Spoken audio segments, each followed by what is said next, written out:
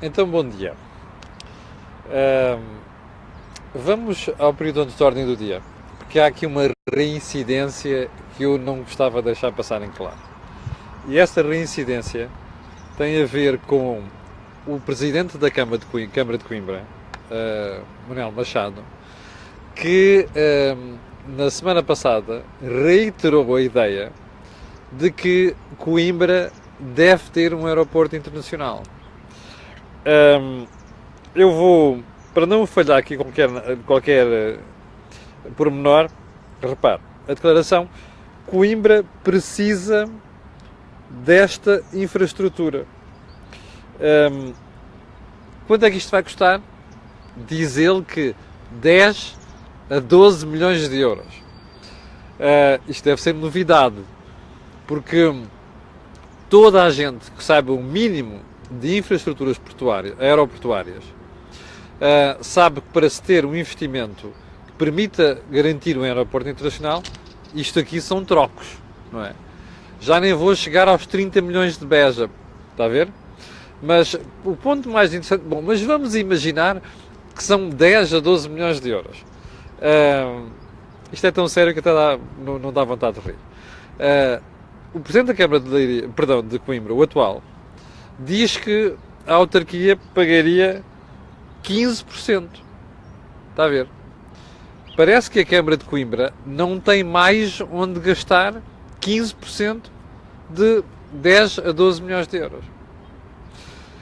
Eu confesso que se fosse município de Coimbra, este seria a última pessoa em que eu iria votar. Porque a forma como se faz contas aqui é elucidativa da maneira como os municípios torram dinheiro dos seus impostos. Nunca se esqueça disso. O dinheiro que os municípios torram é dinheiro dos seus impostos. E já agora, por falar neste pormenor do dinheiro torrado, aqui a autarquia de Lisboa é outro bom exemplo. E eu, que não me quero meter naquela história, já expliquei aqui da história das casas, não tem nada a ver com isso, tem a ver com a política em si. Na semana passada, um dia estava a subir aquela calçada ali de Campolide, e de repente, durante 5 minutos, ouvi um sirene de uma ambulância.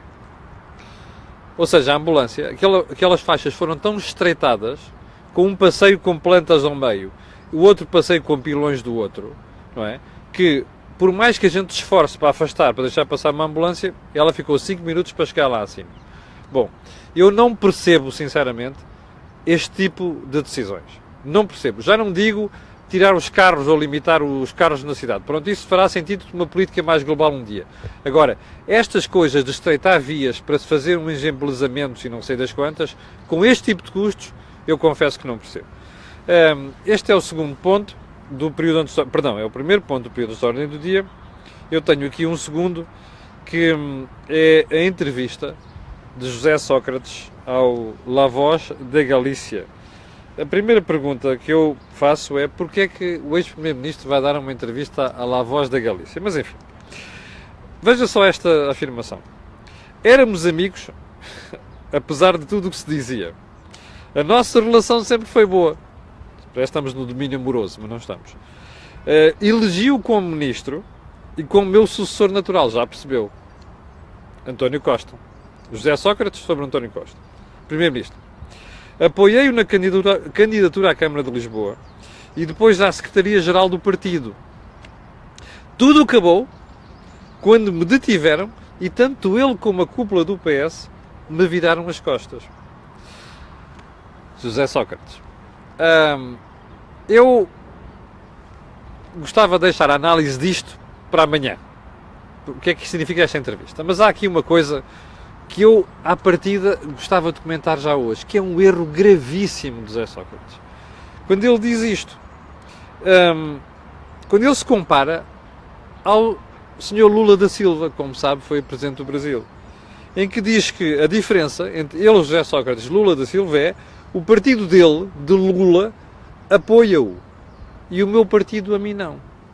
Bem, comparar-se a Lula da Silva, isto é um erro gravíssimo.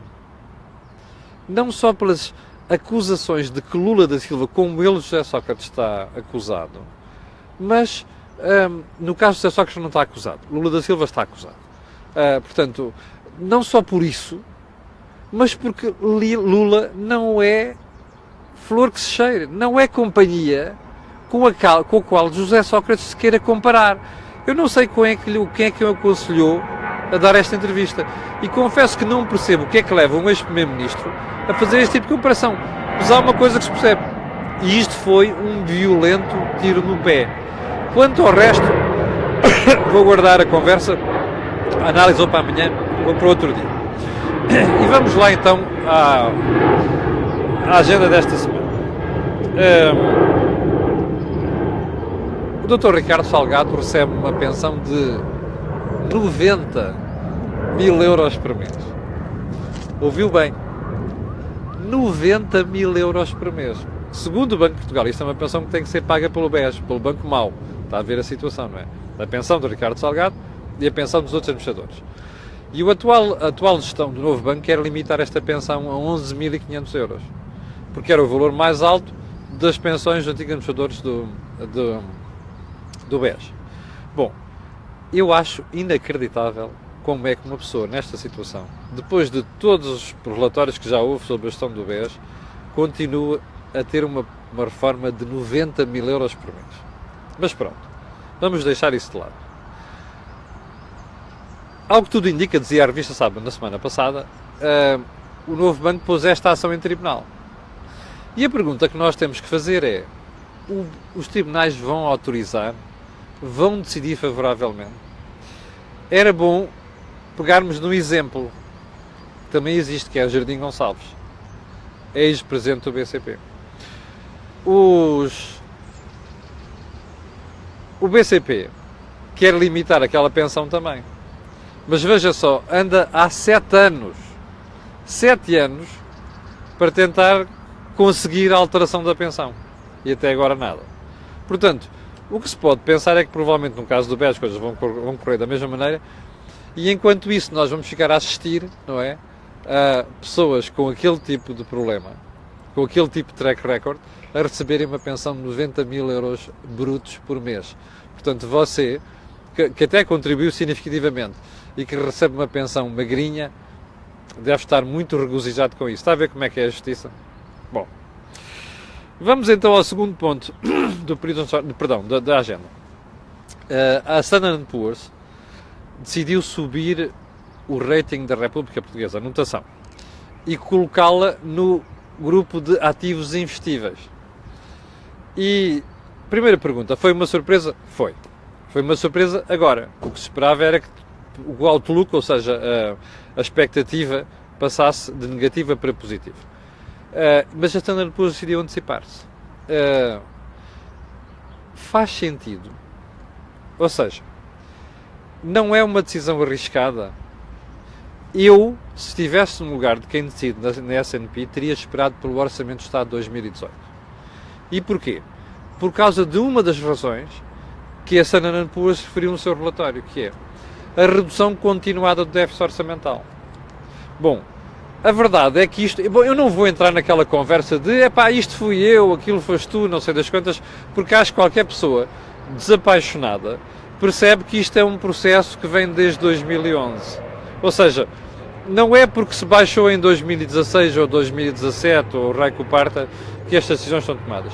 Isto é sempre uma redução continuada e, portanto, a Standard & Poor's refere isto. Redução continuada do déficit orçamental. Mas a questão não é esta. E por isso é que eu digo que a S&P devia ter esperado pelo Orçamento de 2018. É perceber o que é que determina a baixa do déficit, determinou em 2016 e determina em 2017, que eu acho que este ano também vai ficar abaixo do que está previsto. E este é que é o ponto. Eu não encontro nos orçamentos de 2016 e 2017 nada que permita dizer que as contas públicas estão a ser acertadas do ponto de vista estrutural, ou seja, que esta redução de despesa está a ser feita de forma estrutural, porque não tenhamos dúvidas de uma coisa, cativações orçamentais não são redução estrutural de despesa. E o que é que isto significa? Que mais dia menos dia isto pode dar a volta. Primeiro ponto. Segundo ponto, a redução do déficit tem sido feita à conta de aumento de receita fiscal. Ora, isto é uma coisa que se altera conforme se altera o crescimento económico. E como todos nós sabemos, nós estamos muito dependentes daquilo que se passa lá fora. Portanto, é bom, é positivo, vamos ver se nós sabemos aproveitar esta vantagem, sabemos aproveitar esta decisão, porque se houver mais uma agência também a subir o rating, os investidores poderão passar a investir livremente, entre aspas, na dívida portuguesa. Portanto, isto é uma boa decisão para nós. Agora, é preciso duas coisas. Primeiro, que a gente saiba perceber que nós não ficamos ricos de um dia para o outro. Segundo lugar, é preciso que o Governo saiba refriar aquilo que são as pretensões que o Bloco de Esquerda e o PCP têm vindo a pedir no sentido de aumento de despesa.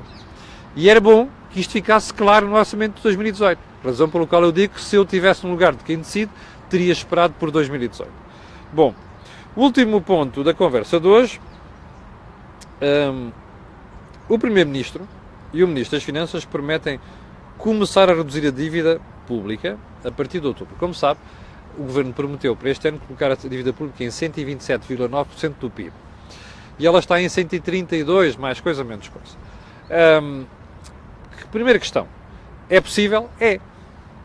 É possível fazer isto rapidamente? É. Mas aqui a história não está bem contada. Porquê? Porque o Ministro das Finanças disse ontem à RTP que até vai colocar a dívida nos 127,7% do PIB e que vai ser a maior baixa das últimas décadas. Bom, é muito fácil. É ir à almofada de liquidez que está no Tesouro, que é o Caixa do Estado, pega-se naquele dinheiro e, olha, está aqui, estou a amortizar a dívida. Ou seja, a questão é, o que é que está na Caixa do Estado? O que é que está no Tesouro? Dinheiro que nós pedimos emprestado. Ou seja, é aquela almofada que existia e que foi começada ainda durante os tempos da Troika e que se manteve com o atual Governo, porque se houvesse um problema qualquer com o financiamento da economia portuguesa, nós tínhamos garantido pelo menos um ano de financiamento, está a ver? A taxas baixas. E, portanto, este dinheiro está lá guardado. Ou seja, não é dinheiro que nós tínhamos aforrado, está a ver? Não é dinheiro que a República tenha amealhado por corte de despesa, por exemplo, ou por superávit orçamental. É dinheiro que nós pedimos emprestado e está ali naquela caixa. É este dinheiro que vai ser utilizado. O Primeiro-Ministro não explicou isto. O Ministro das Finanças não explicou isto. Mas é desta forma que se vai reduzir nos próximos meses a dívida pública. Agora a questão é esta. Então e o resto? Como é que vamos reduzir a dívida pública daqui para a frente? Isso não está explicado. Nem pelo Ministro das Finanças, nem pelo Primeiro-Ministro. É claro que de hoje para amanhã vão dizer assim, como nós já temos um superávit primário, ou seja, excluindo juros, não é? E o serviço da dívida no fim de contas, vamos pegar nesse dinheiro e ir amortizando. Vamos ver. Isto é a parte que nós ainda não sabemos. Para já esta parte, reduzir rapidamente e para 127,7 é fácil. É pegar dinheiro que está na caixa e que nós aforramos, que nós guardamos, pedimos emprestado e guardamos nos últimos anos. O resto é muito mais complicado. Mas estaremos aqui para analisar quando o Governo der nota disso. Bem, só para terminar, hoje ainda vamos ter um Deals on Wheels, que não cheguei a fazer no fim de semana, quanto a si, se é apreciador de comentário matinal, ver-nos-emos amanhã às 8 da manhã. Até amanhã, e já agora não se esqueça de colocar aí um gosto e também de partilhar este vídeo. Até amanhã.